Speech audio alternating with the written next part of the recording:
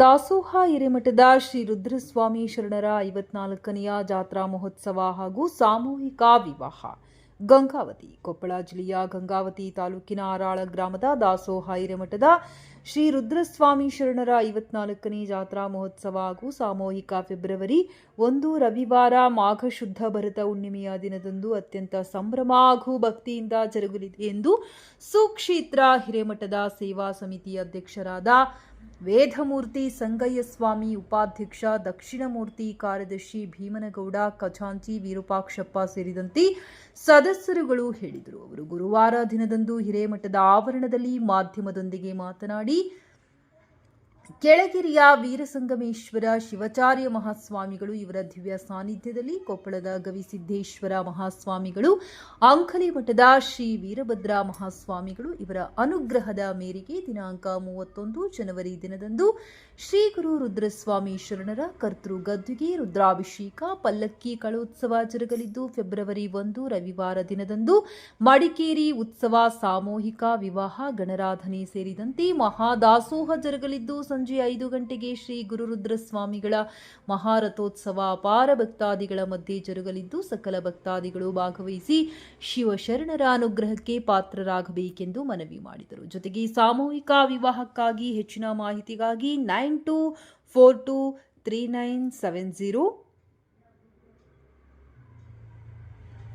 9880676122 ಅಥವಾ 8660940890 ಸಂಚಾರಿ ದೂರವಾಣಿಗೆ ಕರೆ ಮಾಡಬಹುದು. ಜೊತೆಗೆ ಯಾವುದೇ ಕಾರಣಕ್ಕೂ ಬಾಲ್ಯ ವಿವಾಹ, ಎರಡನೇ ವಿವಾಹ ಅವಶ್ಯಕತೆ ಇಲ್ಲ ಎಂದು ಸ್ಪಷ್ಟಪಡಿಸಿರುವ ಅವರು, ಅಂದು ರಾತ್ರಿ 10 ಗಂಟೆ 30 ನಿಮಿಷಕ್ಕೆ ಜನಮೆಚ್ಚಿದ ಜಮೀನ್ದಾರ್ ಎಂಬ ಮಣ್ಣಿನ ಮಕ್ಕಳು ಸಾಮಾಜಿಕ ನಾಟಕ ಪ್ರದರ್ಶನಗೊಳ್ಳಲಿದೆ ಎಂದು ಹೇಳಿದರು.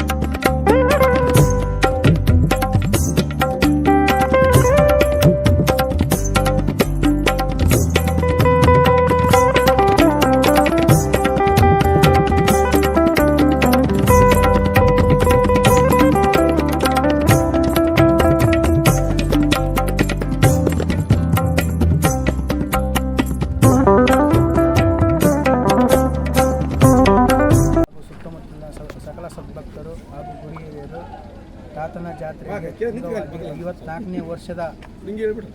54ನೇ ವರ್ಷದ ಜಾತ್ರೆ ಅಂಗವಾಗಿ ಸಕಲ ಸದ್ಭಕ್ತರಲ್ಲಿ ವಿನಂತಿಸಿಕೊಳ್ಳುವುದೇನೆಂದರೆ, ತಾತನ ಕಾರ್ಯಕ್ರಮದಲ್ಲಿ ಎಲ್ಲರೂ ಪಾಲ್ಗೊಂಡು ತಾವು ನಮ್ಮದು ಅಂತಂದೇಳಿ ಸೇವೆ ಮಾಡಿ ಎಲ್ಲ ಸುತ್ತಮುತ್ತಲಿನ ಹರಗುರು ಚರಮೂರ್ತಿ ರುದ್ರಸ್ವಾಮಿ ಕರ್ತೃಗದಿ ಶರಣರಾಗಿ ಎಲ್ಲರೂ ಪಾಲ್ಗೊಂಡು ಸೇವೆ ಸಲ್ಲಿಸಬೇಕಾಗಿ ತಮ್ಮಲ್ಲಿ ವಿನಂತಿ. ಹಾಗೂ ಮತ್ತು ಸುತ್ತಮುತ್ತಲಿನ ಸಾಮೂಹಿಕ ವಿವಾಹದಲ್ಲಿ ನಡೆಯುವುದೇನಪ್ಪ ಅಂದರೆ, ಸುತ್ತಮುತ್ತಲಿನ ಪ್ರಸಿದ್ಧವಾದಂಥ ಮಠ ಇದು.